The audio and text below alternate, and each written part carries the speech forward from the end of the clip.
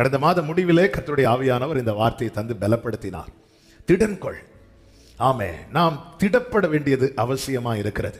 நாம் திடன் கொள்ள தேவன் விரும்புகிறார். தேவ பிள்ளைகளை நன்றாய் புரிந்து கொள்ளுங்கள். நம்மை திடனற்றவர்களாய் மாற்ற பிசாசானவன் பல விதங்களிலே முயற்சிக்கிறான், போராடுகிறான். இதை ஒவ்வொருவரும் அறிந்து கொள்ள வேண்டும். ஒரு தேவ பிள்ளை திடனற்று போக வேண்டும், திடனற்று போக வேண்டும். இது பிசாசினுடைய தந்திரம், இது பிசாசினுடைய சூழ்ச்சி. ஆமென். எனவேதான் வேதத்திலே பரிசுத்தவான்கள், தேவ பிள்ளைகள், தேவனால் தெரிந்தெடுக்கப்பட்டவர்கள், ஆமென், எந்த அளவுக்கு ஸ்ட்ராங்கா இருக்கிறாங்களோ அப்படியே வீக்கா இருக்கிறாங்க. எவ்வளவு துணிந்து நிற்கிறாங்களோ அப்படி அதற்கு மாற சோர்ந்து போய் இருந்திருக்கிறாங்க. எவ்வளவு தைரியமாலாம் எதிர்த்து நின்னாங்களோ அப்படியே மாற பயந்து போய் உட்கார்ந்ததெல்லாம் பார்க்க முடியும். இதெல்லாம் பிசாசினுடைய தந்திரம். எந்த விதத்திலாவது இவன் திடப்படக்கூடாது, இவன் பலப்படக்கூடாது. சத்துருவினுடைய ஒரே குறிக்கோள் என்ன தெரியுமா? அவனை மேற்கொள்ளணும்.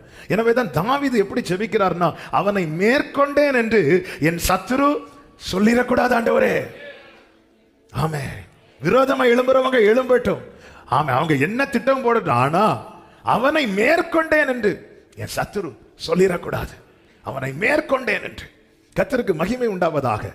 ஆமே, நாம் திடனற்று போகிற இடத்துல சத்துரு வந்து நிற்கிறான். நாம் திடனற்று போகிற இடத்துல சத்துருவின் சத்தம் ஓங்கி இருக்கிறது. நாம் திடனற்று போகிற இடத்துல சத்துருவின் கை பலக்கிறது என்பதை தேவ பிள்ளைகள் நன்றாய் புரிந்து கொள்ள வேண்டும். ஒரு குடும்பத்தில் எல்லாரும் திடப்பட வேண்டும்.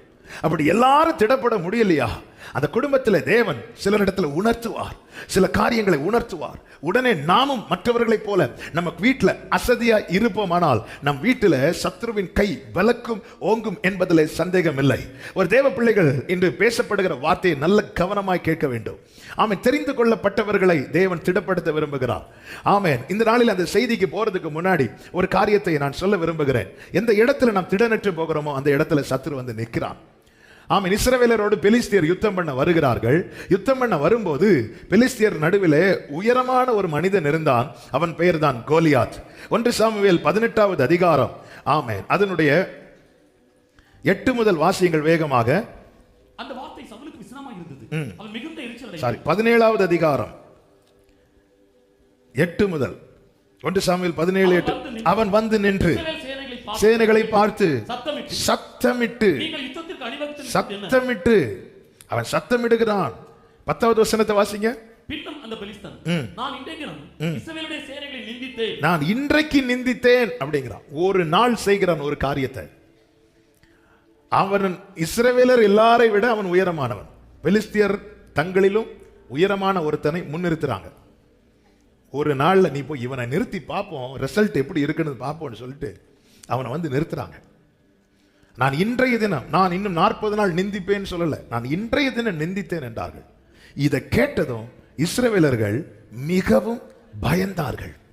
இந்த பயத்தை அவன் யூஸ் பண்ணி 40 டேஸ் நிற்கிறான். 16வது வசனத்தை வாசிங்க.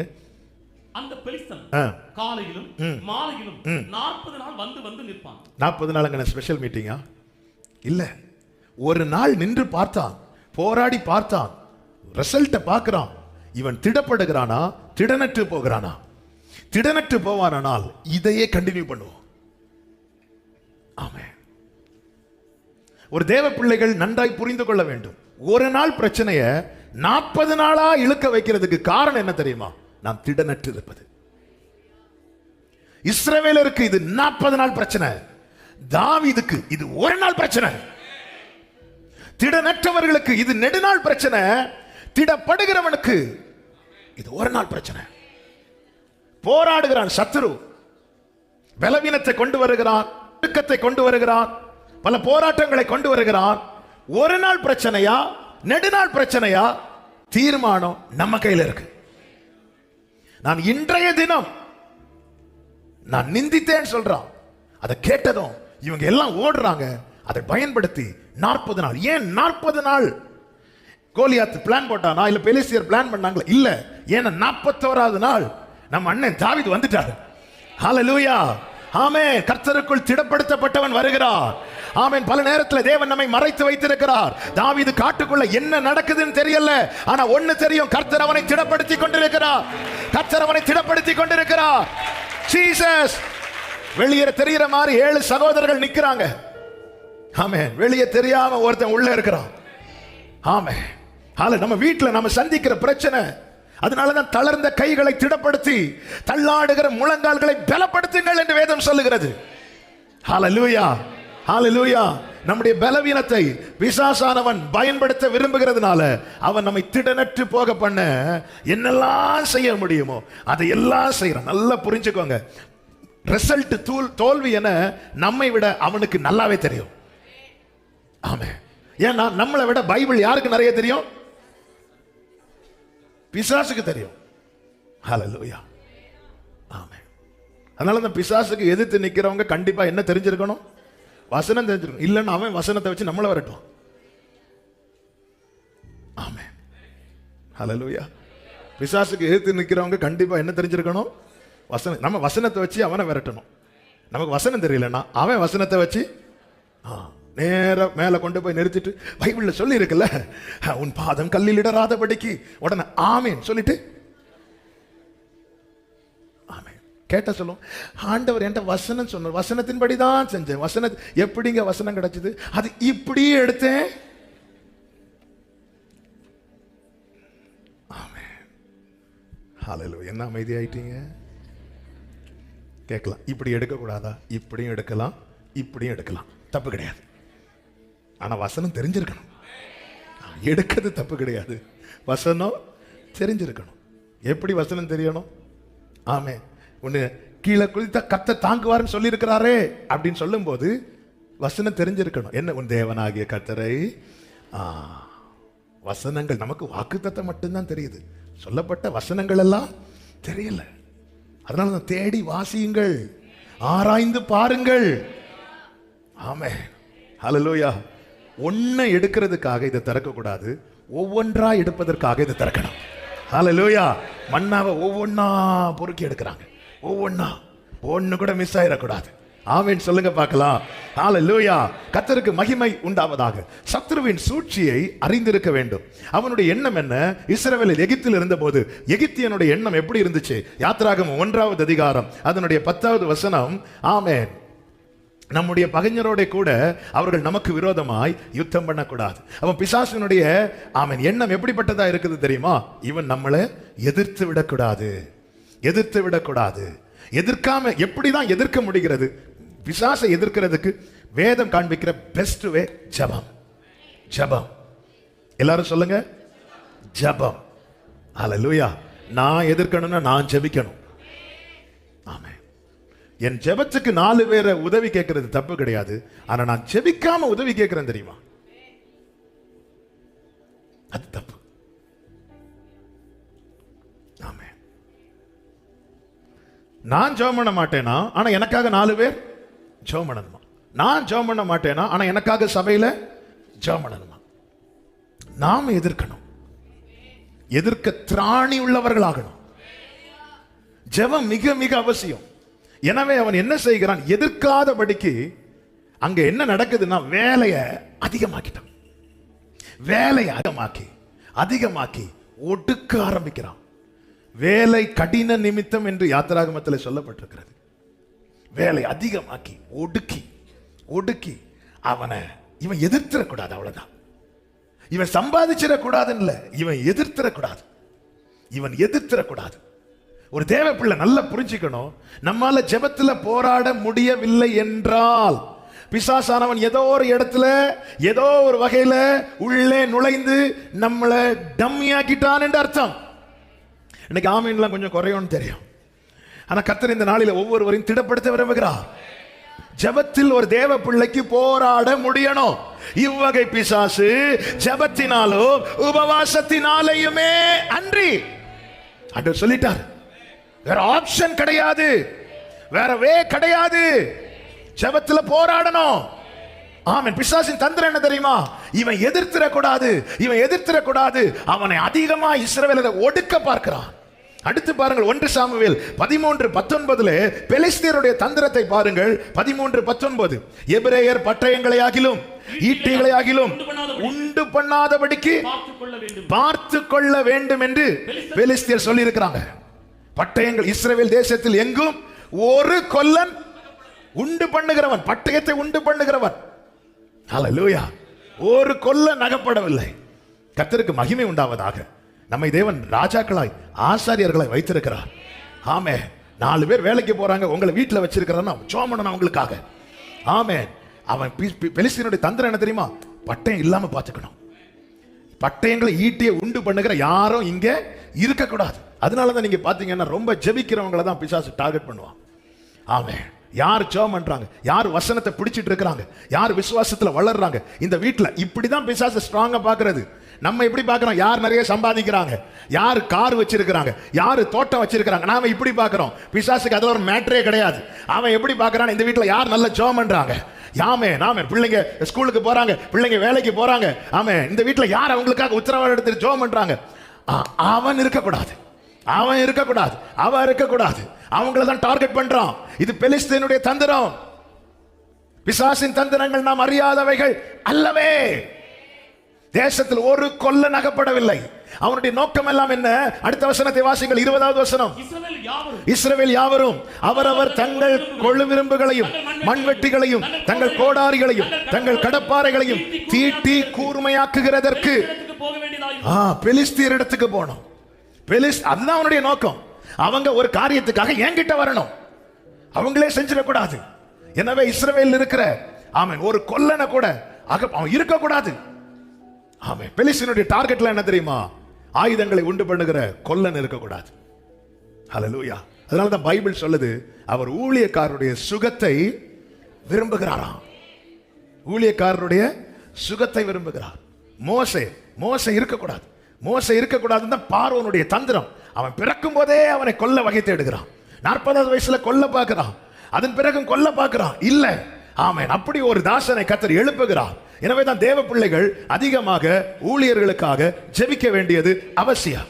ஆமென். அதே போல ஒவ்வொரு குடும்பத்திலும் ஆமென் ஆயுதங்களை உண்டாக்குகிற கொல்லனை கர்த்தர் வைத்திருக்கிறார். யார் அது? நீங்க தான். நீங்க உருவாக்கி அடுத்த தலைமுறைக்கு கொடுக்கலைன்னா அவங்க பட்டயம் இல்லாம ஆயுதம் இல்லாம நிப்பாங்க. எனவே கர்த்தர் பெலிஸ்தியன் என்ன செய்கிறானா, இவன் உண்டு பண்ணிடக்கூடாது. நீங்க சும்மா இருங்க, அவனுக்கு பிரச்சனையே கிடையாது. ஏன் எனக்கு மட்டும் போராட்டம்? ஏன்னா நீ தான் அவனை அட்டாக் பண்ற ஆயுதத்தை உண்டாக்கிட்டு இருக்கிற. நீ முழங்கால் போடும்போது அவன் நடுங்குறான், நீ வசனத்தை எடுத்து விசுவாச அறிக்கை செய்யும் போது அவன் நடுங்குறான். ஆமே. நம்ம ஆயுதத்தை உண்டு பண்ணக்கூடாது. ஒரு தேவ பிள்ளை புரிஞ்சுக்கணும். ஆமே. சில சொல்லுவாங்க பாருங்க, நான் எப்பெல்லாம் ஜெபிக்கிறேனோ அன்னைக்கெல்லாம் வீட்டுல பிரச்சனை. அப்ப ஏதோ ஒரு ஐட்டம் உள்ள எங்கேயோ. அதனால என்ன பண்ணிருக்கேன் தெரியுமா? என்ன பண்ணிருக்கீங்க சிஸ்டர்? இனி ஜெபிக்க கூடாது என்று. அப்ப நீங்க 3 பேருக்கு சமைக்கிறீங்களா? 4 பேருக்கா சேர்த்து? ஏன்னா உள்ள ஒரு ஆள் எங்கேயோ. ஆமென். ஹல்லேலூயா. ஹல்லேலூயா. தாவீதின் குமாரனே இறங்கும் என்று இத்தனை நாட்கள் அந்த தெருவிலிருந்து என்னெல்லாமோ சொல்லி பிச்சை கேட்டான். ஒருத்தர் தடுத்தாங்களா? இல்ல. எப்பொழுது அவர் நாமத்தை கூப்பிட ஆரம்பிக்கிறானோ அப்போ தடுக்கிறான். ஏய் சத்தமிடாத. அவன் பார்த்துட்டான். ஆமே. எனக்கு சொல்யூஷன் இதுல தான் இருக்குது. முன்பை விட அதிகமாய் கூப்பிட்டான். பைபிள் என்ன சொல்லுது தெரியுமா? இயேசு நின்றாராம். ஹல்லேலூயா. தாவீதின் குமாரனே சொல்லும்போது நிக்கல. தடை வந்தும் தடையை தாண்டி சத்தம் போட்ட பாத்தீங்களா? அங்க நிக்கிறார். ஒரு ஜெபிக்கும் போது வேற டெய்லி. ஆமா. இதுக்கு முன்னாடி தடை வந்திருந்த அந்த தெருவில் நம்ம பிச்சை கேட்டிருப்பானா? இல்ல. எத்தனை பேரை கூப்பிட்டு இருப்பான். இப்படி ஐயா, சாமி, அப்பா என்னெல்லாம் சொல்லி கூப்பிட்டுருப்பான். யாரும் தடுக்கல. தடுத்திருந்தா அதுல உட்கார முடியுமா இன்னைக்கு? இல்ல. ஆனா தாவீதின் குமாரனே இயேசுவின் கூட்டம் தடை. சத்தமிடாத புரிஞ்சுக்கிட்டான். இதுவரை நான் கூப்பிட்டதுல எனக்கு சொல்யூஷன் இல்லை. இப்போ நான் கூப்பிடுறேன்ல, இதுல ஏதோ இருக்குது. இல்லைன்னா ஏன் இந்த தடை வரணும்? ஹல்லேலூயா. தேவ பிள்ளைகள் நல்ல செபிக்க வேண்டும். 1 சாமுவேல் 30:4 சொல்லப்பட்டிருக்கிறது. இந்த அமலேக்கியர் வந்து என்ன பண்றாங்க? தாவீதின் குடும்பத்தை எல்லாம் பிடிச்சிட்டு போய் அவங்களுக்கு உண்டான எல்லாவற்றையும் சுட்டரிக்கும் போது 30:4 வாசிங்க. அவனோடு இருந்த ஜனங்களும் அழுகிறதுக்கு தங்களில் பலம் இல்லாமல் போக மட்டும் சத்தமிட்டார்கள். இந்த அமலேக்கியன் என்ன பார்க்கறானா? இவன் பலன் இல்லாமல் போகணும். இந்த பிசாசினுடைய தந்திரத்தை தேவ பிள்ளைங்க அறிந்து கொள்ளணும். இவன் நம்மளை எதிர்த்திடக்கூடாது. ஆமென். ஆயுதத்தை உண்டு பண்ணுகிற கொல்லன் காணப்படக்கூடாது. இவன் பலன் இல்லாமல் போகணும், பலன் இல்லாமல் போகணும். நம்முடைய வாழ்க்கையை பார்க்கணும். கர்த்தர் உணர்த்துவார் பாருங்க சில காரியங்களை. ஒரு காரியம் நடப்பதற்கு முன்னே தேவன் சொப்பனத்திலோ தரிசனத்திலோ வார்த்தையின் மூலமாகவோ அல்லது ஆவியில உணர்த்தும் போது பயங்கர டிஸ்டர்பன்ஸா இருக்கும். அந்த காரியத்தை குறித்து நமக்கு எப்படியாவது அவங்கள அதை ஸ்டாப் பண்ணணும்னே நம்ம அதை ஃபோர்ஸ் பண்ணிட்டே இருக்கும். இப்படி எல்லாம் தேவன் உணர்த்தும் போது ஆமே ஒட்டனை முதல் செய்ய வேண்டிய காரியம் என்ன தெரியுமா? முழங்கால். ஒரு காரியத்தை ஆவியில தேவன் உணர்த்துறார், சொப்பனத்துல தேவன் முதல்ல ஜெபம் தான். அதுக்கப்புறம் அவங்கள்ட்ட சொல்லணுமா அதெல்லாம் ரெண்டாவது காரியம். சொல்யூஷன் ஃபர்ஸ்ட் ஜெபம். சில காரியங்களை ரொம்ப ஆவியில உணர்த்துவார். வீட்டில் ஒருத்தங்க பிசினஸ் பண்ண ஸ்டார்ட் பண்ணுவாங்க, நம்ம ஜெபம் பண்ணிட்டே இருப்போம், ஆண்டவரே எப்படியாவது பிளஸ் பண்ணுங்க. ஆனால் ஸ்பிரிட்ல பயங்கர போராட்டமா இருக்கும். அப்ப நமக்கு பிளஸ் பண்ணுங்கன்னு அடுத்து நம்ம ஜெபம் பண்ணக்கூடாது. அடுத்து நம்ம எப்படி ஜெபம் பண்ணணும்னா, ஆண்டவரே இது என்ன போராட்டம் ஆண்டவரே, ஆண்டவர் இதுக்காக ஜெபிக்கும் போதெல்லாம் எனக்கு பயங்கர டிஸ்டர்பன்ஸா இருக்குது ஆண்டவரே. தேவ சமூகத்தில் இருக்கும்போது ஆண்டவர் உணர்த்துவார். முதல்ல என்ன உணர்த்துவார்னா, இது தேவ சித்தமா இல்லையா என்பதை உணர்த்துவார். ஆமே, தேவ சித்தம் என்பது கன்ஃபார்ம் ஆனதுக்கு அப்புறம் அடுத்து என்ன உணர்த்துவானா, இதுக்கு விரோதமாய் இந்த போராட்டம் இருக்கிறது, இந்த பிரச்சனை இருக்கிறது, நீ கடிந்து ஜெபம் பண்ணு. கடந்த 5 days ஹோலி ஸ்பிரிட் மீட்டிங்ல ஒரு குடும்பம் வந்திருந்தாங்க. அந்த குடும்பத்துக்கு பல பிரச்சனைகள், பல நாட்களாய் பல போராட்டங்கள், பல பலவீனங்கள். ட்ரீட் பண்ணி பார்த்தாச்சு, சுகம் இல்லை. ஆனால் வியாதிக்கு குறவே இல்லை. அப்பொழுது தேவ சமூகத்தில் இருந்து அந்த 5 daysல அவங்க ஜெபம் பண்ணிட்டு இருக்கும்போது கர்த்தர் தரிசனம் காண்பிக்கிறார். அந்த தரிசனத்தில் யார் யார் என்னென்ன பண்ணிட்டு இருக்கிறாங்க அதை தேவன் காண்பித்து கொடுக்கிறார். அதை காண்பித்து கொடுக்கும்போது இப்பொழுது அவங்க என்ன செய்யறாங்கன்னா, போராடி ஜெபம் பண்றாங்க. போராடி ஜெபம் பண்ணிட்டு இருக்கும்போது ஒரு அக்கினி இறங்கி அதை அப்படியே சுட்டெரிக்கிறதை கர்த்தர் காண்பித்து கொடுக்கிறார்.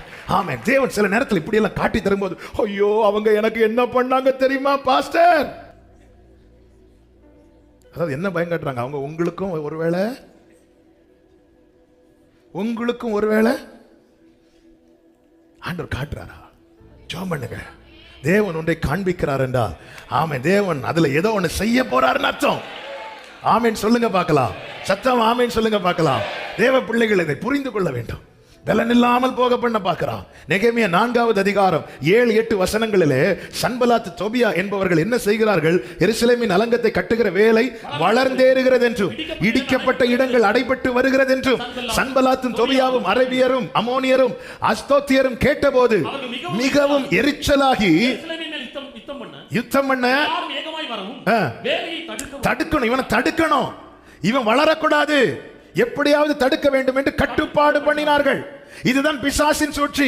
அடுத்த வசனத்தை வாசிங்க. ஆனாலும் நாங்கள் எங்கள் தேவனை நோக்கி ஜெபம் பண்ணி அவர்கள் நிமித்தம் இப்படி ஒரு காரியம் இருப்பது தேவன் உணர்த்துகிறார், தேவன் காண்பிக்கிறார். உன் மேல எரிச்சலா இருக்கிறாங்க, நீ வளர்ந்துடக்கூடாதுன்னு நினைக்கிறாங்க, உன் குடும்பத்தில் உன் வாழ்க்கையில இடிக்கப்பட்ட அலங்கம் திரும்ப கட்டப்படக்கூடாது என்பதை நினைத்து கொண்டிருக்கிறார்கள். நீ அசதியா இருக்காதே, நீ அசதியா இருக்காதே.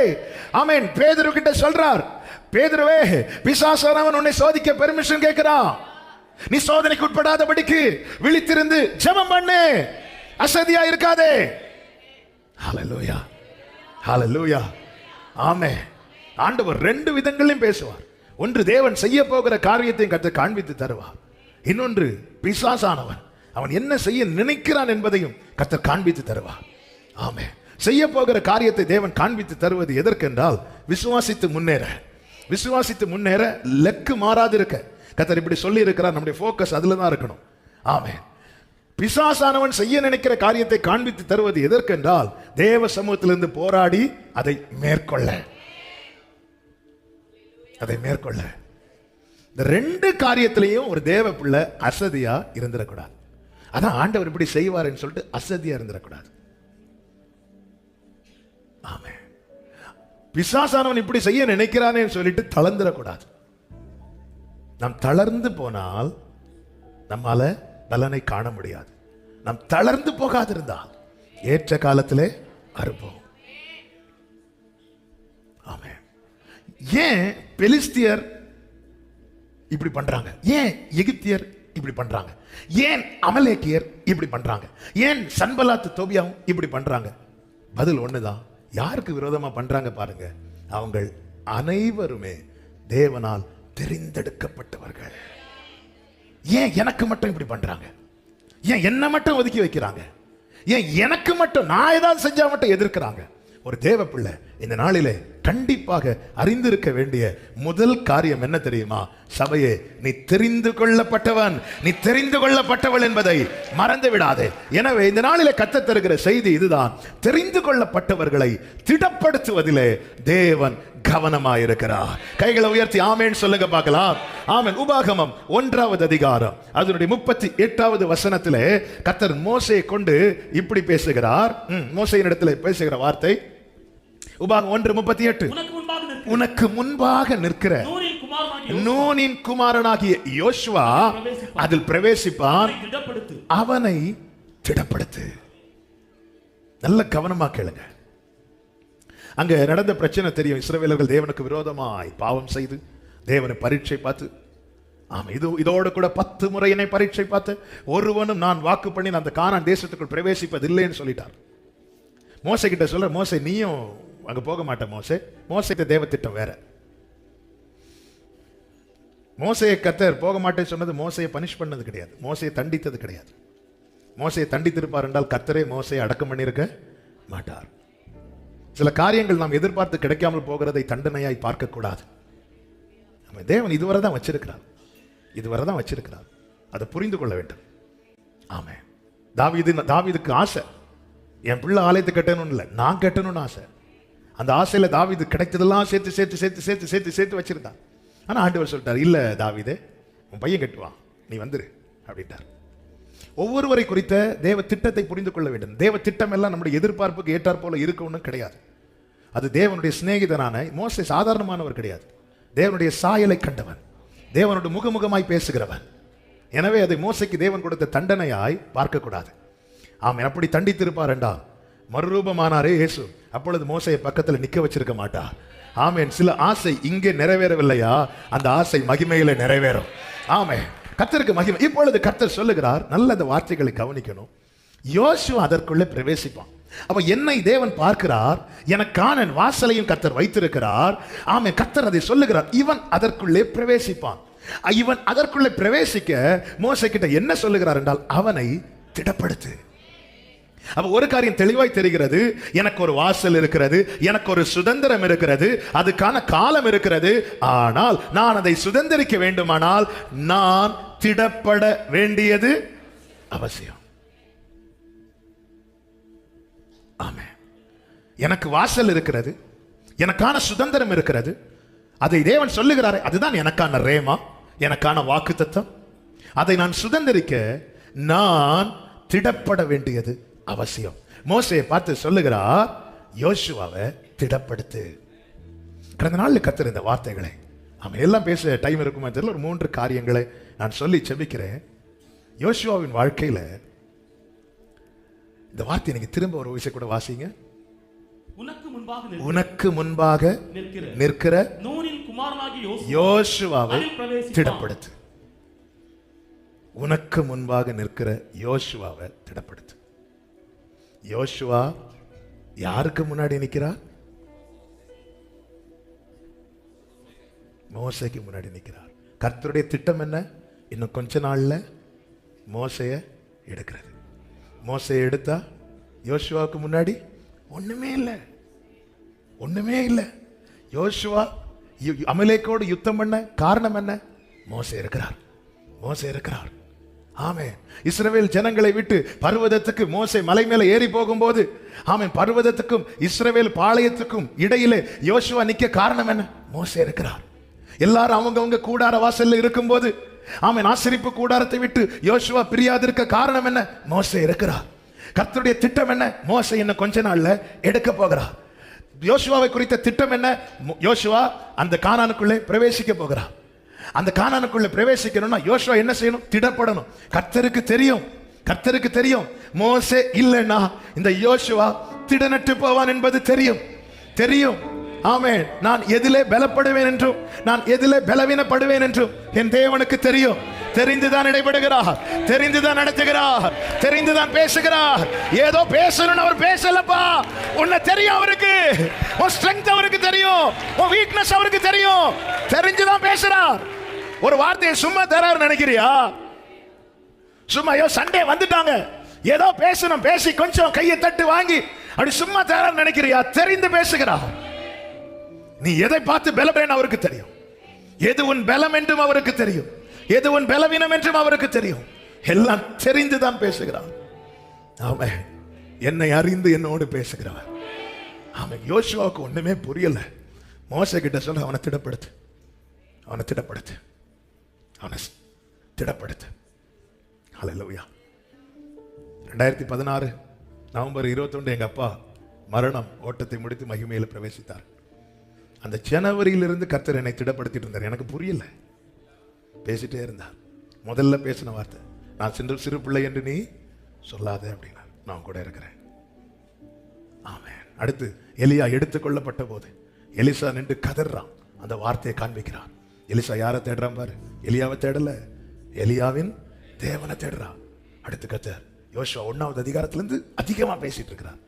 எனக்கு தெரியல, ஆனா என் தகப்பனார் மரித்த அந்த செகண்ட்ல இருந்து என்ன புதுசா எதுவுமே பேசல, பேசினதை திரும்ப நினைவுபடுத்திட்டே இருந்தார். ஓகே, இதுக்கு தான் ஆண்டவர் பேசினாரா? ஆமென். ஏன்னா என் தகப்பனார் மரித்த போது சர்ச்சிலேருந்து ஒரு அங்கிள் வந்தாங்க. அவங்க ஓடி வந்து என்னை கட்டிப்பிடித்து அழுத போது நான் கதறி சொன்ன வார்த்தை என்ன தெரியுமா? நான் சின்ன பிள்ளை அப்படின்னு. அப்போ தான் ஆண்டவர் சொன்னார், இதுக்கு தான் நான் 1 வருஷமா பேசிட்டு இருக்கிறேன். நான் சிறு பிள்ளை என்று நீ சொல்லாதே. கர்த்தர் திடப்படுத்துகிறார், திடப்படுத்துகிறார். இங்க யோசுவாவை கர்த்தர் திடப்படுத்துறார். நீ அவனை திடப்படுத்து, அவனை திடப்படுத்து, அவனை திடப்படுத்து. ஆமென். இந்த பூமியில இருக்கிற எல்லாம் நிச்சயமாக ஒரு நாள் விலகும். அதை பார்த்து நீ திடனற்ற கூடாது, நீ திடனற்ற கூடாது, நீ திடப்படணும். நீ அவனை திடப்படுத்து. எப்படி ஆண்டவரை திடப்படுத்தும்படிக்கு சொல்லப்பட்ட வார்த்தை தான் உபாகமம் 31:7-8 வசனங்கள். 31வது அதிகாரம். பின்பு மோசே யோசுவாவை அழைத்து, இஸ்ரவேலர் எல்லாரும் பார்த்திருக்க அவனை நோக்கி, பலம் கொண்டு திடமனதாயிரு, கர்த்தர் இவர்களுக்கு கொடுப்பேன் என்று இவர்களுடைய பிதாக்களுக்கு ஆணையிட்ட தேசத்திலே. 8வது வசனம், கர்த்தர் தாமே முன்பாக போகிறவர். இப்ப யோசுவா யாருக்கு முன்னாடி நின்னுட்டு இருக்கிறா? யாருக்கு முன்னாடி நின்னுட்டு இருக்கிறாரு? உனக்கு முன் கர்த்தர் பார்க்கிறார். யோசுவாவுடைய ஸ்ட்ரெங்தா யாரை பார்க்கிறானா? யோசுவா மோசையை பார்க்கிறான். யோசுவா தன்னுடைய ஸ்ட்ரெங்தா, தன்னுடைய பலமா யாரை பார்க்கிறானா? யோசுவா மோசையை பார்த்துட்டு இருக்கிறான். நாம எதை பார்க்கிறோம் அவருக்கு தெரியும்.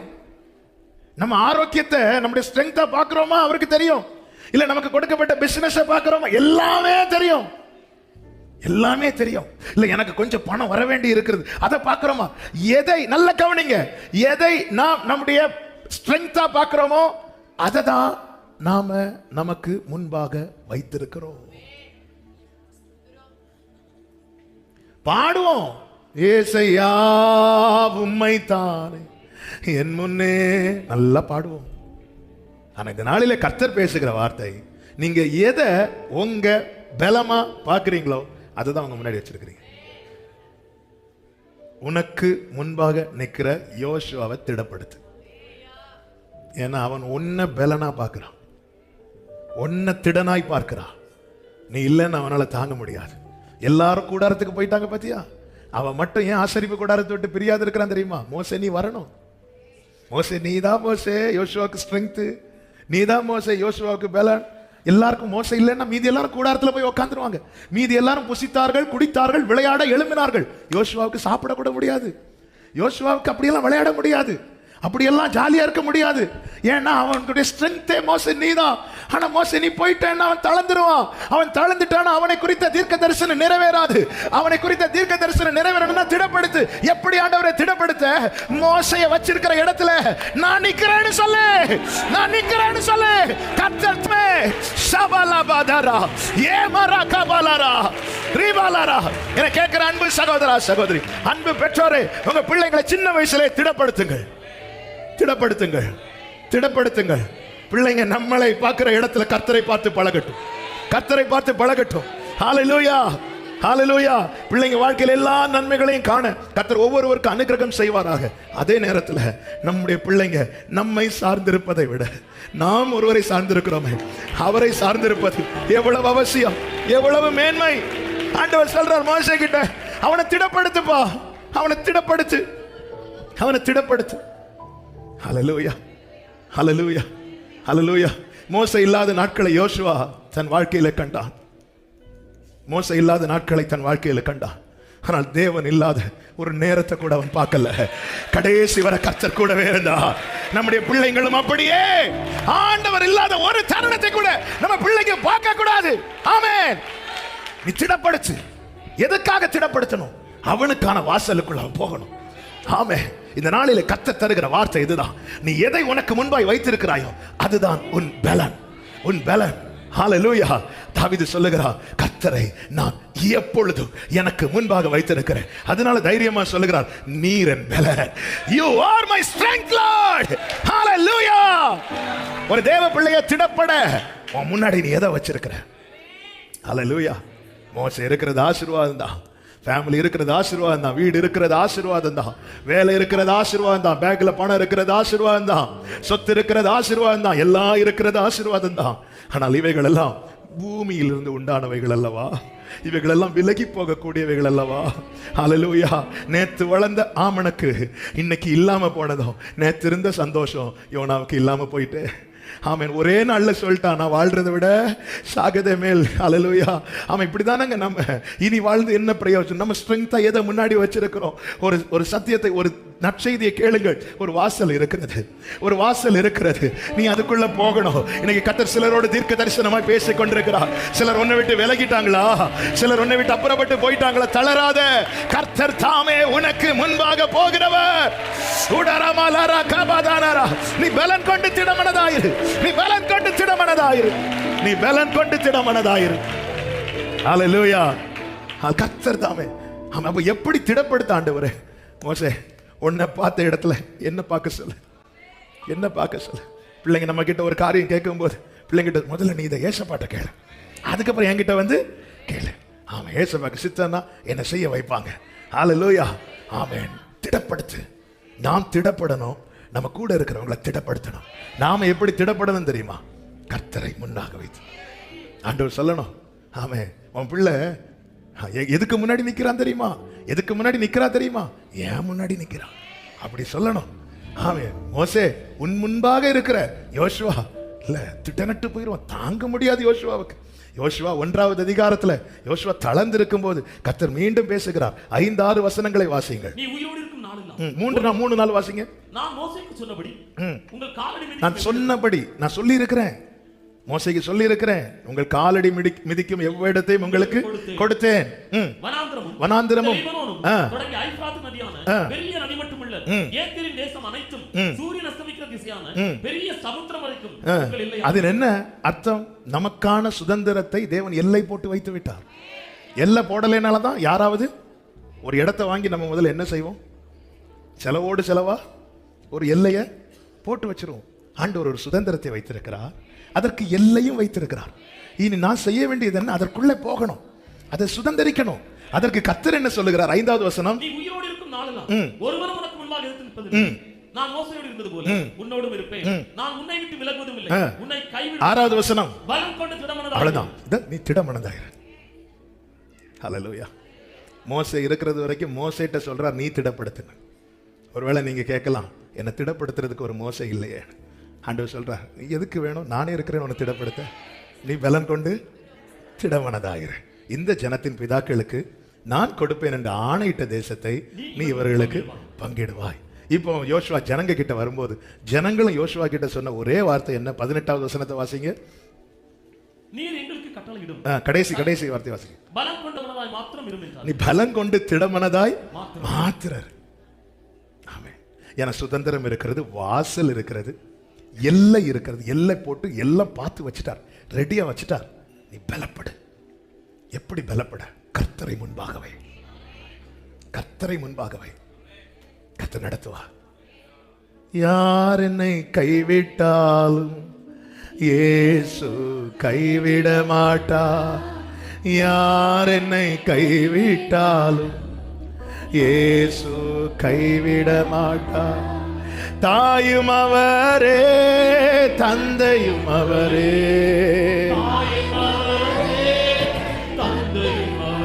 ஆமென். தாலாட்டுவா. ஒரே வார்த்தை, நீ பலன் கொண்டு இந்த செய்தி ஆக்சுவலா இன்னொரு 1ஆம் தேதி இன்னொரு செய்தி ஆண்டவர் கொடுத்துறாங்க, அது வச்சிருந்தேன். ஆமா, அது ரெடி பண்றதுக்கு தான் நேற்று ஈவினிங் டேவிட்ட வர்ஷிப் நடந்து சொல்லிட்டு போய் உட்காந்து எழுதும் போது ஆவியானவர் இதே பேசிட்டு இருந்தார். நீ பலம் கொண்டு திடமனதாயிரு, நீ திடமனதாயிரு. சிலர் உன்னை விட்டு தள்ளி போயிட்டாங்கன்னு தளர்ந்துட்ட, நீ தளர்ந்துட்டேன்னா நான் உனக்கு எல்லை போட்டு வச்சிருக்கிற அந்த நன்மையை நீ என்னைக்கு பார்க்க போற? யோசுவாவே, மோசே பார்க்க வேண்டியதை மோசே பார்த்துட்டான், இனி நீ பார்க்க வேண்டியதை நீ பார்க்கணும். ஹல்லேலூயா, ஆமென், ஆமென், ஹல்லேலூயா. எலியா பார்க்க வேண்டியதை எலியா பார்த்தாச்சு, எலிசாவை நீ பார்க்க வேண்டியதை நீ பார்க்கணும். பலம் கொண்டு திடமனதாயிரு. ஆமென். இரண்டாவது, தேவன் தாவீதை பலப்படுத்தினதை பாருங்கள். 1 சாமுவேல் 23வது அதிகாரம் அதனுடைய 16வது வசனத்தை வாசிங்க. அப்பொழுது சவுலின் குமாரனாகிய யோனத்தான் எழுந்து காட்டில் இருக்கிற தாவீதினிடத்திற்கு போய் தேவனுக்குள் அவன் கையை திடப்படுத்தி நீ பயப்பட வேண்டாம், பயப்படாதே. தேவன் திடப்படுத்தும் போது சொல்லுகிற வார்த்தைகள் எல்லாம் என்னன்னா, ஒன்னு சொல்ல, நான் அவன் கூட இருக்கிறேன். அடுத்து சொல்ல, பயப்படாதே, உனக்கு சமாதானம். ஆண்டவர் இப்படி எல்லாம் வார்த்தைகள் தருகிறார்னாலே புரிஞ்சுக்கோங்க, நம்மை தேவன் என்ன செய்ய விரும்புகிறார்? திடப்படுத்த விரும்புகிறார், திடப்படுத்த விரும்புகிறார். இந்த சம்பவம் நமக்கு தெரிந்ததனால் நான் சுருக்கமாக சில காரியங்களை சொல்ல விரும்புகிறேன். பெலிஸ்தியர் கேகிலாவின் மேல் யுத்தம் பண்ணி களஞ்சியங்களை கொள்ளையிடுகிறார்கள் அப்படிங்கிற ஒரு செய்தி தாவீதுக்கு வருகிறது. உடனே தாவீது என்ன செய்கிறார்? போய் கேகிலா பட்டணத்தை ரட்சிப்பதற்காக, மீட்பதற்காக ஆண்டவரிடத்தில் பெர்மிஷன் கேட்கிறார். ஆண்டவரே, நான் போகலாம் ஆண்டவரே, பெலிஸ்தியரை முறியடித்து அந்த கேகிலாவை ரட்சிக்கலாமா என்று கேட்கும்போது ஆண்டவர் சொல்றார், நீ போ, நீ ரட்சிப்பாயின்னு சொல்லுகிறார். சொன்னதும் தாவீது தன்னோடு இருந்தவர்கள்ட்ட சொல்லுகிறான். சொல்லும் போது கூட இருக்கிறவங்க சொல்றாங்க, நாங்கள் இங்கே யூதாவில் இருக்கும் போதே பயப்படுகிறோம். 3வது வசனம், இங்க இருக்கும் போதே நாங்க பயப்படுறோம், அங்க போய் எப்படி நம்மளால செய்ய முடியும், அது இதை விட ரொம்ப மோசமாயிருவேன் சொல்லும் போது கர்த்தர் இடத்துல திரும்ப கேட்கும் போது ஆண்டவர் சொல்ல, நீ போப்பா, நான் பெலிஸ்தியரின் கையில ஒப்பு கொடுப்பேன். அப்படியே போய் ஜெயிக்கிறான், கேகிலாவுக்கு நன்மை செய்கிறான். இந்த நன்மை செய்து ஆல்ரெடி தாவீதும் கூட இருந்த 600 பேரும் சவுலுக்கு பயந்து அங்கெங்கேயா ஓடி ஓடி ஒளிச்சிட்டு இருக்கிறாங்க. சவுலும் தேடிட்டே இருக்கிறான். இப்ப கேகிலாவுக்கு நன்மை செய்ததுனால அந்த பட்டணத்தில் தாவீது தங்கி இருக்கிறான். இந்த செய்தி சவுலுக்கு தெரிய வருகிறது.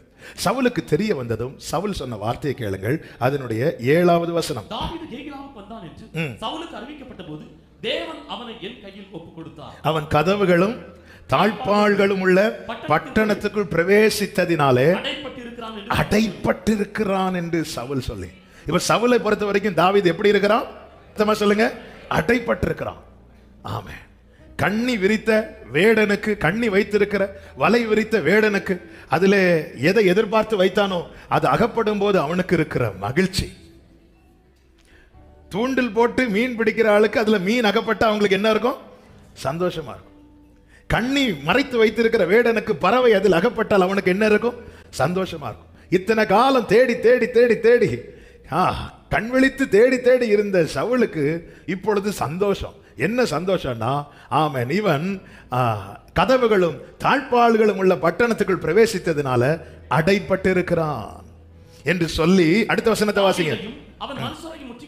கேகிலாவுக்கு போக எல்லா ஜனத்தையும் யுத்தத்துக்கு அழைத்தான். தனக்கு பொல்லாப்பு செய்ய சவுல் எத்தனை பண்ணுகிறான் என்று தாவீது அறிந்து கொண்ட போது ஆசாரியனாகிய அபியத்தாரை நோக்கி, ஏபோத்தை இங்கே கொண்டு வா என்று அப்பொழுது தாவீது ஆண்டவரிடத்தில் கேட்கிறான். ஆண்டவரை, என் நிமித்தம் பட்டணத்தை அழிக்க வகை தேடுகிறான் என்று உமது அடியே நிச்சயமாய் கேள்விப்பட்டேன். 11வது வசனம். கேகிலா பட்டணத்தார் என்னை அவன் கையில் ஒப்புக் கொடுப்பார்களோ? உம்முடைய அடியான் கேள்விப்பட்டபடி சவுல் வருவானோ? இஸ்ரவேலின் தேவனாகிய கர்த்தாவே, இதை உம்முடைய அடியானுக்கு தெரிவிக்க வேண்டும் என்றான். அதற்கு கர்த்தர் சொன்னார், அவன் வருவான். கேகிலார் பட்டணத்தார் என்னையும் என் மனுஷரையும் சவுலின் கையில் ஒப்புக் கொடுப்பார்களோ என்று தாவீது கேட்டதற்கு கர்த்தர் சொல்லுகிறார், அவங்க என்ன செய்வாங்க? யார் இந்த கேகிலா பட்டணத்தார்? தாவீதினிடத்திலிருந்து நன்மை பெற்றவர்கள். தாவீது மட்டும் இல்லைன்னா பெலிஸ்தியர் வந்து இவங்களை இல்லாமல் போக பண்ணியிருப்பாங்க. இப்ப தாவீது என்ன நம்பிக்கையில அங்க இருக்கிறான்னா, நான் இவனுக்கு ஒரு நன்மை செய்திருக்கிறேன், நிச்சயமா இவனும் எனக்கு அவனுடைய ஆபத்துல நான் உதவினேன், ஏன் ஆபத்துல அவன் உதவுவான் என்று காத்திருக்கிறான், நம்பி இருக்கிறான். ஆமென். கர்த்தர் வைக்க வேண்டிய இடத்துல மோசையும் வைக்க கூடாது. கர்த்தர் இடத்துல எதிர்பார்க்கிற ஒத்தாசையை மனுஷங்க கிட்ட எதிர்பார்க்க கூடாது. நான் நன்மை செய்ததுனால அவங்கள எனக்கு நன்மை செய்யணும்னு கிடையாது. ஆண்டவர் சொல்றார், சவுல் வருவான். இவ்வளவு காலம் வரல, இப்ப வருவான்னு சொல்றீங்க. இவ்வளவு காலம் நீ ஏன் மறைவில் இருந்த? உன்னதமானவரின் மறைவில் இருந்த, ஏன் நிழல்ல இருந்த. அவன் வந்துட்டான்னா அதனுடைய உத்தரவாதம் எனக்கு. இப்போ நீ யாரிடத்துல தஞ்சம் போயிருக்கிற? கேகிலா பட்டணத்தான். வருவான், வந்துருவான். ஆண்டவரே, அப்படி வந்தாலும் அந்த பட்டணத்தார் என்னை ஒப்பு கொடுப்பாங்களா? ஒப்பு கொடுப்பாங்க. ஏன் ஆண்டவரே? ஏன்னா அவங்க மனுஷங்க. உனக்கு ஹெல்ப் பண்றதுனால அவங்களுக்கு ஒரு பாதிப்பு இருக்குன்னு தெரிஞ்சுட்டு நான் கையை விட்டுருவாங்க. இதுதான் உலகம். இதுக்கு யாரும் விதிவிலக்கும் கிடையாது. நானும் விதிவிலக்கு கிடையாது, நீங்களும் விதிவிலக்கு கிடையாது. ஹெல்ப் பண்றதுனால பாதிப்பு, இவங்களுக்கும் பாதிப்பு, இவங்களுக்கும் பிரச்சனைன்னு தெரிஞ்சிட்டுனா அவங்க விட்டுருவாங்க. அதனாலதான் ஆண்டவர் சொன்னார், அவங்க ஒப்பு கொடுப்பாங்க. தாவீது இந்த பதில் எதிர்பார்க்கவில்லை. பல நேரத்தில் நாம இப்படி எதிர்பார்க்கவில்லை. ஹல்லேலூயா. இப்பொழுது வேதம் சொல்லுகிறது, 13வது வசனத்தை வாசியுங்கள். தாவீதும் ஏறக்குறைய 600 பேராகிய அவன் மனுஷரும் எழுப்பி கேகிலாவை விட்டு புறப்பட்டு, அடுத்த வார்த்தையை பாருங்க, போகக்கூடிய இடத்திற்கு போனார்கள். ஆமென். எவ்வளவு வேதனை தெரியுமா? இதுக்கு முன்னாடி வர ஒரு லெக்கு இருந்துச்சு. திடனற்றவனுக்கு லெக்கு கிடையாது. அவனுக்கு எங்கதான் போக முடியுமோ அங்கதான் போவான். இல்ல இங்கதான் போவேன், இங்க ஒன்றை நான் கேட்டேன் அதே நாடுவேன். எவ்வளவுதான் அவன் தளர்ந்துட்டான். என்ன தளர்ந்துட்டானா, இவங்களுக்கு நான் இவ்வளவு நன்மை செஞ்சோம், அவங்களுக்குன்னு ஒரு பிரச்சனை வரும்போது ஆமே என்னை கைவிட தானே பாக்குறாங்க, எனக்கு முன்னாடி எப்படியாவது வாசல் அடைக்க தானே பாக்குறேன். இது தாங்க முடியல தாவீதுக்கு. எவ்வளவு தூரம் போக முடியுமோ அவ்வளவுதான் போகிறான். தளர்ந்து போகும்போது ஆமே தேவன் குறித்த ஸ்தானம் எல்லாம் நம்ம மைண்ட்ல இருக்காது. லோத்தை சோதம்ல இருந்து ஆண்டவர் வெளியே கொண்டு வருகிறார். ஆதியாகமம் 19வது அதிகாரம். வெளியே கொண்டு வரும்போது ஆமென்,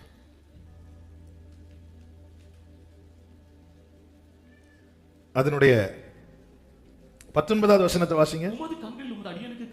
17 இருந்து வாசிங்க.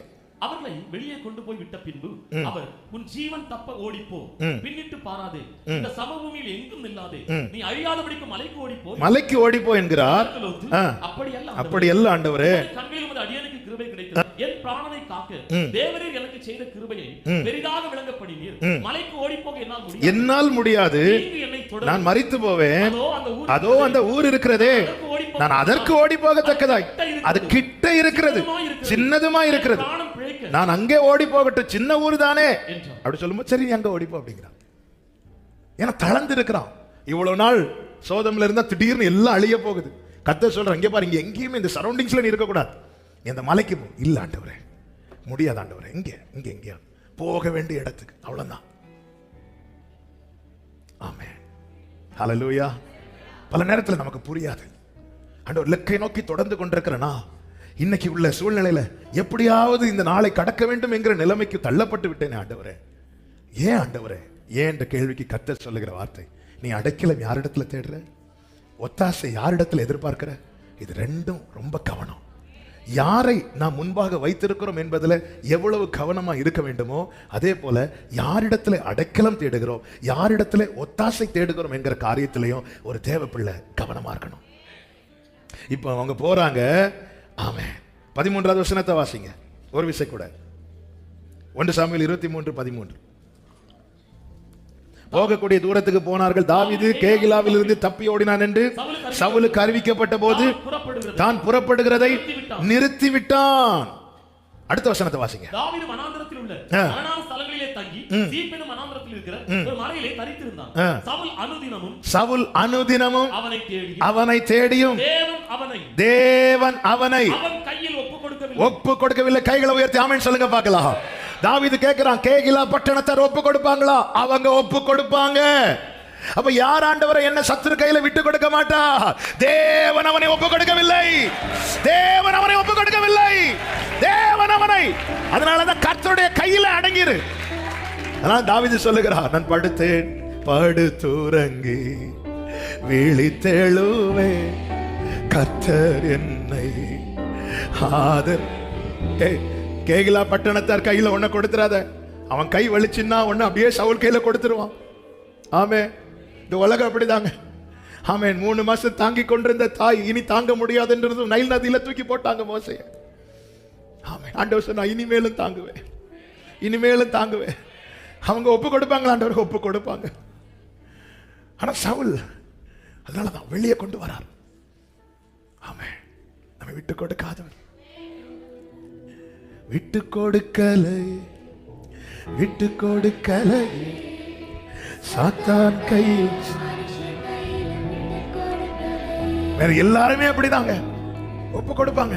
ஆனா இங்க பைபிள் சொல்லுது தேவன் அவனை ஒப்பு கொடுக்கவில்லை. அதனாலதான் 57 சங்கீதத்துல சொல்றார் 1வது வசனம், விக்கிரங்கள் கடந்து போக மாட்டோம், நான் நம்முடைய செட்டை நிழலிலே வந்து அடைவேன். எனக்காக யாவையும் செய்து முடிக்கிற தேவனாகி உன்னதமான தேவனை நோக்கி கூப்பிடுவேன். அவர் பரலோகத்திலிருந்து எனக்கு ஒத்தாசை அனுப்புவார். ஆமென். அவரை ஒப்பு கொடுக்க மாட்டார். அப்படி என்றால் இந்த நாளிலே இயேசு நாமத்திலே சொல்லுகிற நற்செய்தி என்ன தெரியுமா? இன்னைக்கு வரைக்கும் தேடுகிற சவுல் கைக்கும் கண்ணிக்கும் நாம தப்ப காரணம் என்ன? கைகளை உயர்த்தி சொல்லுங்க, தேவன் என்னை ஒப்பு கொடுக்கவில்லை. அந்த கேகிலா பட்டணத்திலிருந்து தாவீது பாதுகாக்கப்பட்டானா இருக்குமானால் அவன் சங்கீதம், ஒரு சங்கீதம் அந்த பட்டணத்தாருக்காக எழுதியிருப்பான். அல்லேலூயா. இந்த ஜனத்தை எனக்கென்று ஏற்படுத்தினேன், இவர்கள் கேகிலாவின் துதியை பார்கள் என்றல்ல. நாம் எல்லாம் நிறைய துதி பாடிட்டு இருக்கிறோம். பாப்பார் ஆண்டவரே, இவங்க கிட்ட இருந்து கிடைக்காது, இவங்க என்ன ஒப்பு கொடுப்பாங்க. ஆண்டவரே, இங்க இருந்த சவுல் வருவானா, அங்க இருந்தாதான் வருவான். நம்ம அடைக்கலாம யாரை பார்க்கிறோம்? ஒத்தாசை யாரிடத்துல தேடுகிறோம்? பாத்தீங்களா, கேகிலாவை விட்டு போனதும் சவுல் தேடினதை நிறுத்திட்டானா? அனுதினம் அவனை தேடிட்டு இருக்கிறான், அனுதினம். ஆனா தேவன் அவனை ஒப்பு கொடுக்கவில்லை. இப்பொழுது தாவீது ஒரு காட்டில் இருக்கிறான். ஆமென். 15வது வசனத்தை வாசிங்க. தன் பிராணனை வாங்க தேடும்படிக்கு சவுல் புறப்பட்டான் என்று தாவீது அறிந்தபடியினாலே தாவீது சீப் வனாந்திரத்தில் ஒரு காட்டிலே இருந்தான். காட்டில் இருந்தான். எவ்வளவு வேதனையா இருக்கு தெரியுமா? ஒரு காலத்துல காட்டில் இருந்தவன் தான் இவன். அப்படிப்பட்டவனை தேவன் அழைத்து அபிஷேகித்து முத்தமிட்டு அவனை குறித்த மேலான திட்டங்களை எல்லாம் சொல்லி ஆமென் யுத்தம் பண்ண வச்சு, சிங்கத்து கூட கரடி கூட யுத்தம் பண்ண வச்சு, கோலியாத்து கூட யுத்தம் பண்ண வச்சு, எத்தனை போராட்டங்கள் நெருக்கங்கள், இதையெல்லாம் தாண்டி வந்தோம். திருப்பியும் காடு ஒன்னும் இல்லாம ஒரு இடத்துல இருக்கிறான். அந்த இடத்துல இருந்து அவன் அழைத்து வந்து ஆமென் அவன் அபிஷேகித்து பல பிரச்சனைகளை தாண்டி, பல யுத்தங்களை தாண்டி, பல நெருக்கங்களை தாண்டி, பல போராட்டங்களை தாண்டி, பல கண்ணிகளை தாண்டி செழிப்பான இடத்துல கொண்டு வந்தார்னு இங்க வந்து பார்த்தா திருப்பியும் காடு. அப்படியே திடனற்று இருக்கிறான். இந்த நேரத்துல தான் வேதம் சொல்லுகிறது 16வது வசனம், அப்பொழுது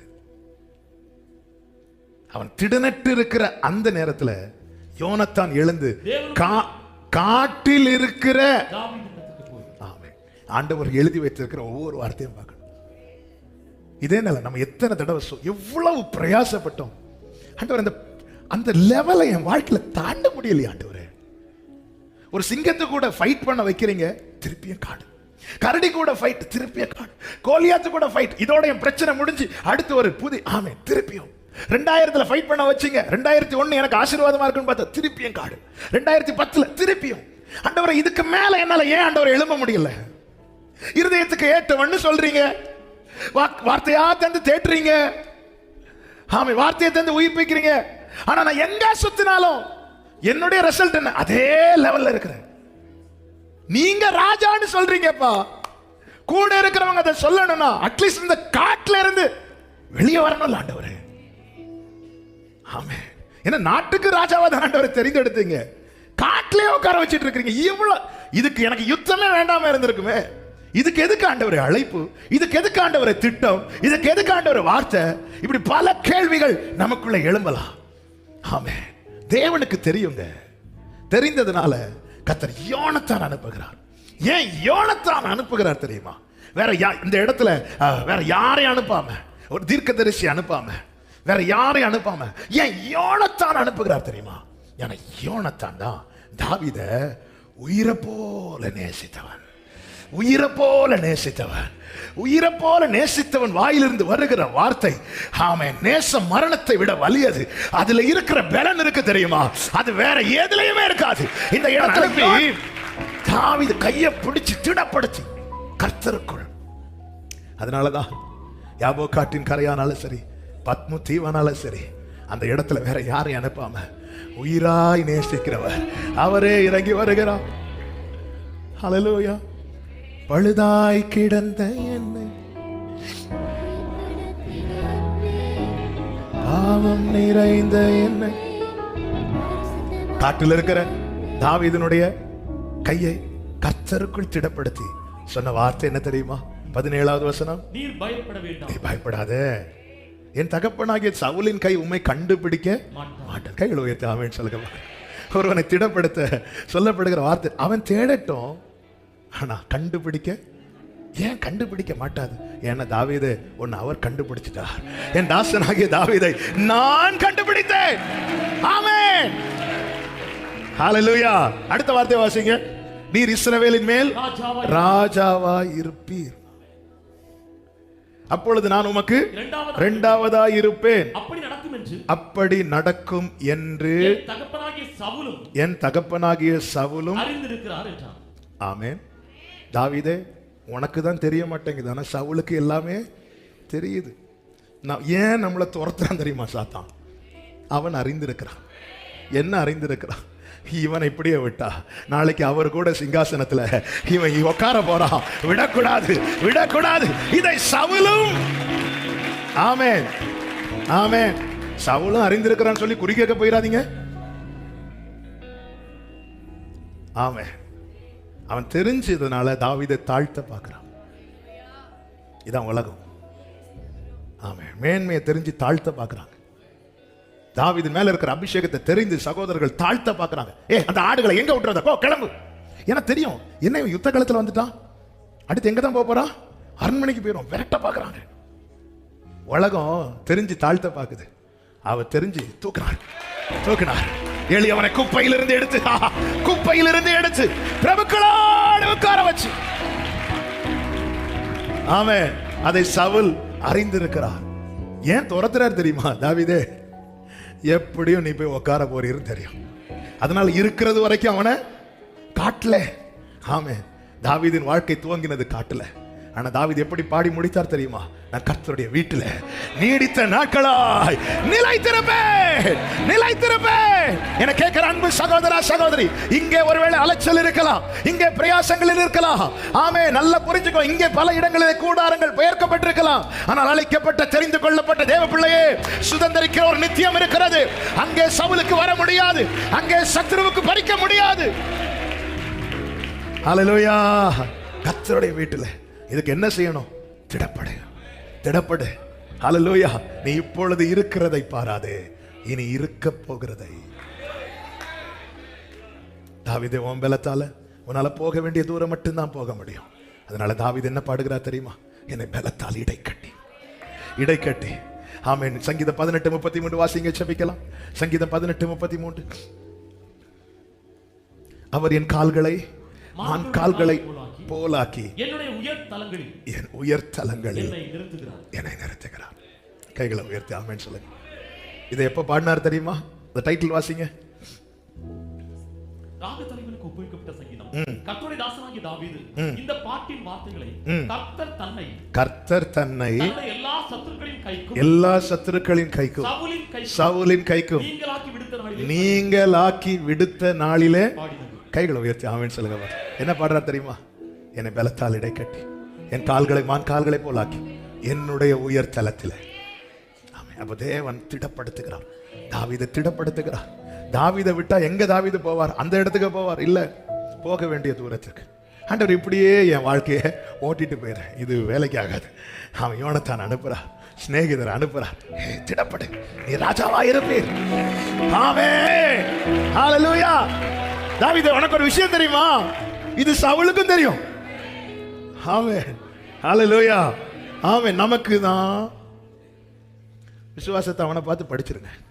பைபிள் சொல்லுது, பிசாசும் விசுவாசித்து நடுங்குதான். ஆமென். ஹல்லேலூயா. அவனுக்கு தெரியும். தெரிஞ்சதுனால உன்னை வந்து காட்டை விட்டு வெளியே வந்து விடக்கூடாது என்று உன் ஆரம்ப நிலையிலேயே அமிழ்த்த பார்க்கிறான். அமிழ்த்து, நீ பலப்படு. யுத்தம் கர்த்தருடையது, யுத்தம் கர்த்தருடையது. நீ இந்த ஸ்டார்டிங்ல உன் வாழ்க்கையை துவங்கும் போது இருந்த பாத்தியா, அங்க சிங்கத்தோட யுத்தம் பண்ண திருப்பியும் காடு எல்லாம் முடிஞ்சு யுத்த காலத்துக்கு வந்து கோலியாத்தோட யுத்தம் பண்ணி, அப்பா இப்போ ராஜ அரண்மனைக்கு முன்னாடி கொண்டு போய் நிறுத்தி இன்ஸ்ட்ருமெண்ட், கோலையும் தடியும் வச்சிட்டு இருந்தவன் கையில இன்ஸ்ட்ருமெண்ட், கொஞ்ச நேரத்துல திருப்பியும் காடு. என்ன ஆண்டவரே, ஏன் ஆண்டவரே? இங்க பாரு, அவனுக்கு விஷயம் தெரிஞ்சிட்டு ஆமென். அது வர உன்னது ஆரம்பம் இவன் இப்படி மேல விட்டா, இவனை வளர விட்டா. ஆமென். ஹல்லேலூயா, ஹல்லேலூயா. ஆனா திட்டம் போட்டது தாவீது அல்ல, நிறைவேற்றுகிறவர் போட்டார். என்னை குறித்த திட்டத்தை எழுதினது நான் அல்ல, என் அப்பா அல்ல, என் அம்மா அல்ல, தாயின் கருவில் தோற்றம் பண்ணவன் என்னை தெரிந்தெடுத்தவர். சொன்னதை செய்யும் அளவும் என்னை கைவிடவே மாட்டேன், எனக்கு சொன்னதை கைவிடவே மாட்டார். ஆமென். திடப்படுங்கள், கர்த்தருக்குள் திடப்படுங்கள், கர்த்தரை முன்பாக வைத்திருங்கள், கர்த்தரிடத்தில் அடைக்கலம் கேளுங்கள், கர்த்தரிடத்தில் ஒத்தாசை கேளுங்கள். கர்த்தர் உங்களை திடப்படுத்தி உங்களுக்கான ஸ்தானத்தில் நிறுத்துவாராக, உங்களுக்கான சுதந்திரத்தை சுதந்திரிக்க வைப்பாராக. நல்ல கையை தட்டி ஆமென் சொல்லுவோமா?